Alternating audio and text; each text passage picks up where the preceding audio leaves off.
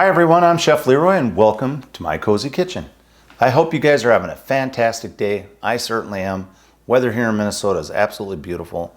Just in the nice low 60s, beautiful sunny day. Got a lot of outdoor work done today and got my garden tore out. Did my last harvest of my tomatoes.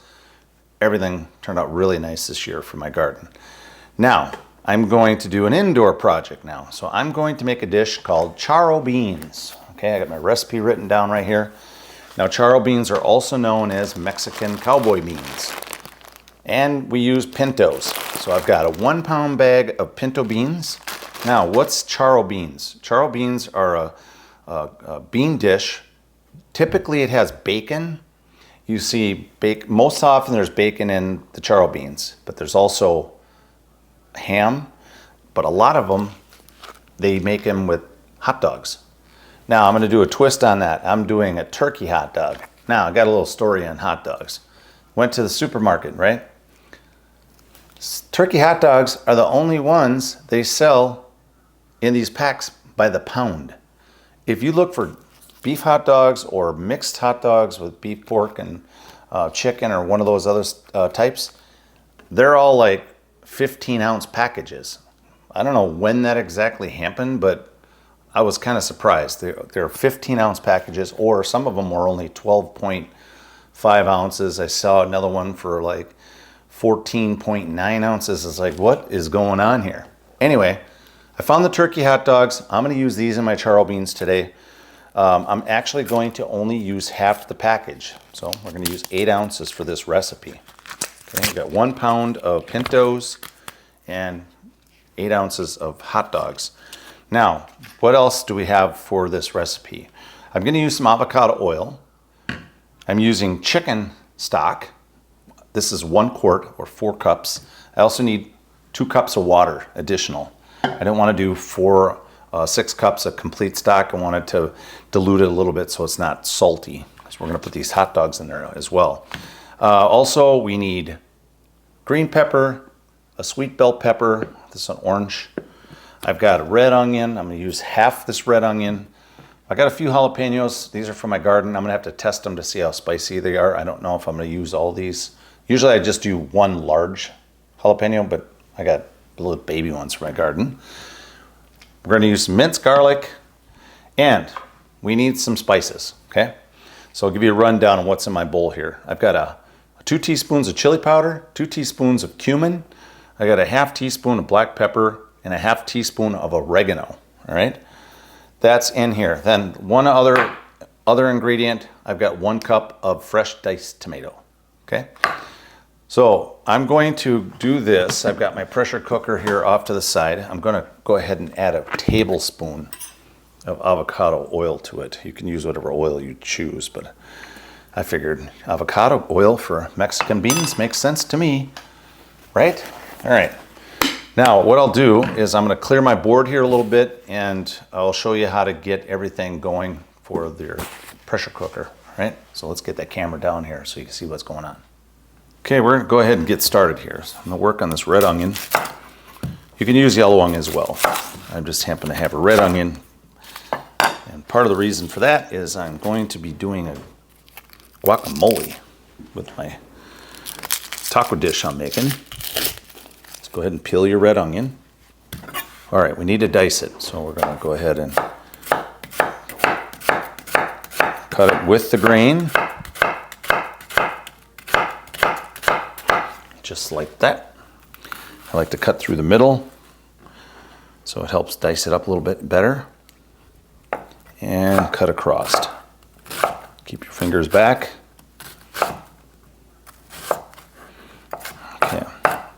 And give it a little chop through. There you go. All right, that all can go right into your pressure cooker pot. Again, I've got 1 tablespoon of avocado oil in there. Whew, that red onion's got some heat to it. Burning my eyeballs. All right, go ahead and seed your pepper.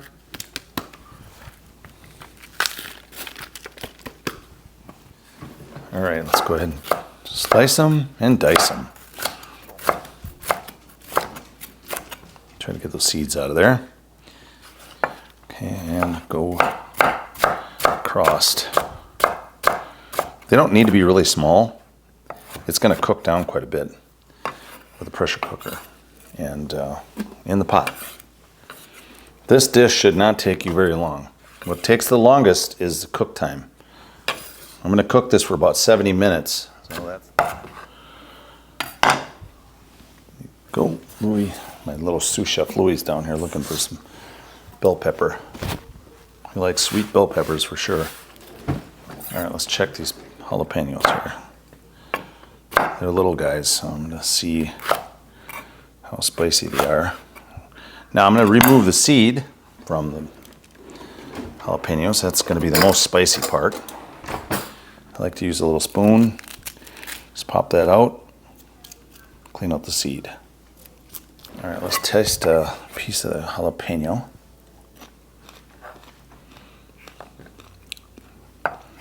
They're good.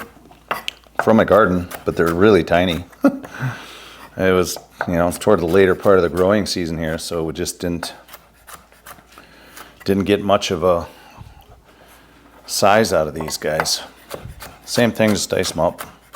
I dice these a little bit smaller, so they disperse a little bit further throughout the beans. And that's all just beautiful flavoring in there. Now, if you want it spicier, throw some of that seed in there. I'm going to go ahead and add this other small one here because they are pretty tiny.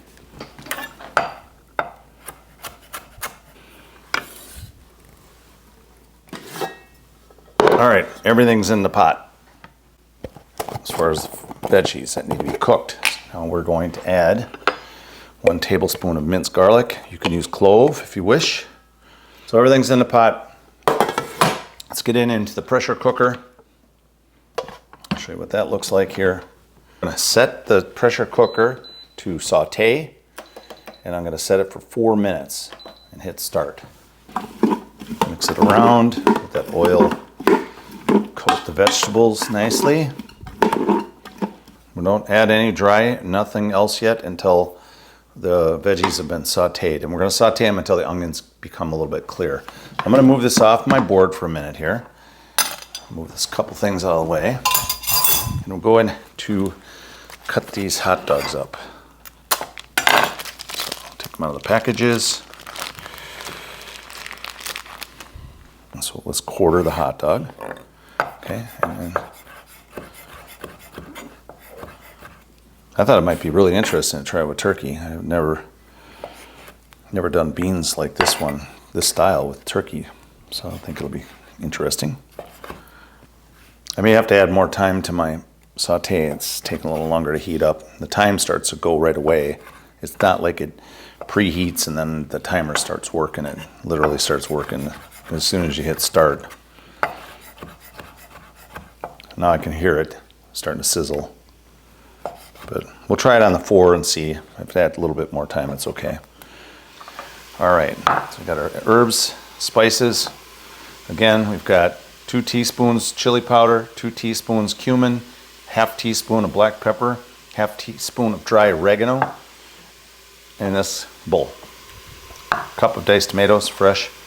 I got my chicken stock here. I'll open that up, get it ready. Got 2 cups of water, additional.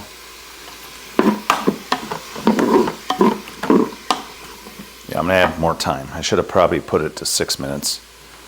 So I'm gonna go ahead and, I gotta stop it though. That's the only problem with this pressure cooker. This is an older model, so I can't go up or down in my time on this one. You have to turn it off to make adjustments and then turn it back on. A lot of the newer ones aren't like that. Okay, we've got some heat going on now. Again, I have a Breville pressure cooker. Mine's a pretty old model now, but in this one here, I can steam items, I can slow cook, saute, obviously pressure cook, and I can keep things warm as well. So it's a really nice pressure cooker. I bought this one at Williams-Sonoma after seeing a demonstration on how they did a risotto. I was like, I'm blown away. In 7 minutes, they did risotto. It was like, yeah, it was pretty incredible. So if you have, if you didn't already preheat your pressure cooker, you would have to probably at least set it for about 6 to 7 minutes. And then it would finally count about the right amount of time for sauteing. I did 4 to start with, and that was definitely not enough time. By the time it actually started doing something, it was almost 2 minutes in. So that's my take on that. All right, everything's looking beautiful here. The onions are becoming clear. Let's go ahead and add our chicken stock. Go ahead and add our 2 cups of water. My 1 cup of diced tomatoes. This from Aroma Tomato. A lot of the tomatoes I had from my garden are just not ripe enough, so I can't use those. All right, go ahead and add your hot dog. And add your seasoning to your pressure cooker. And then the beans. Now this cooking method does not require soaking the beans overnight. You could do that, but I don't do it when I'm pressure cooking. You just don't have to. Okay, that is it.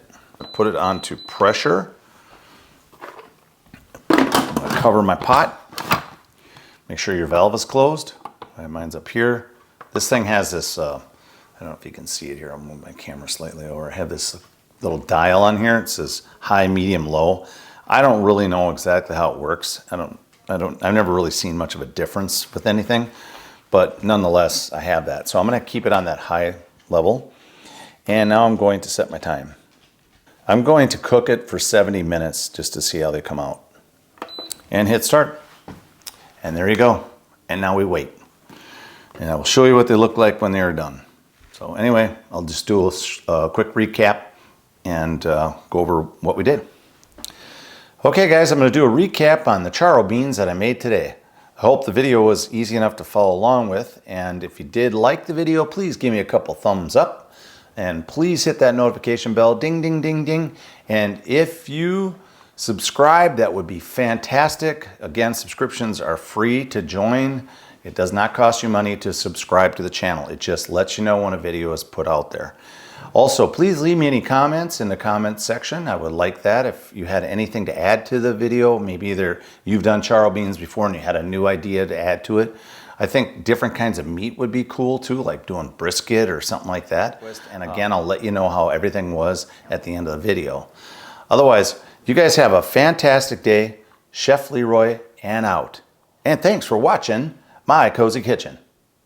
Okay, it is the moment we have been waiting for.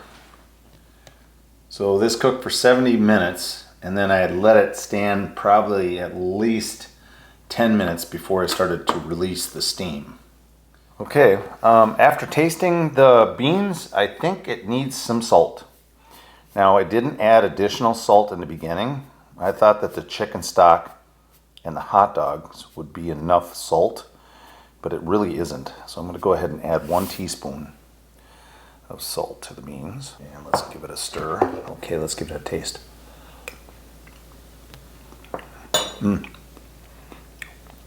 That's much better. I'm going to have this with tacos. So I will show you what the whole completed dish looks like when we are complete and we're having our dinner. But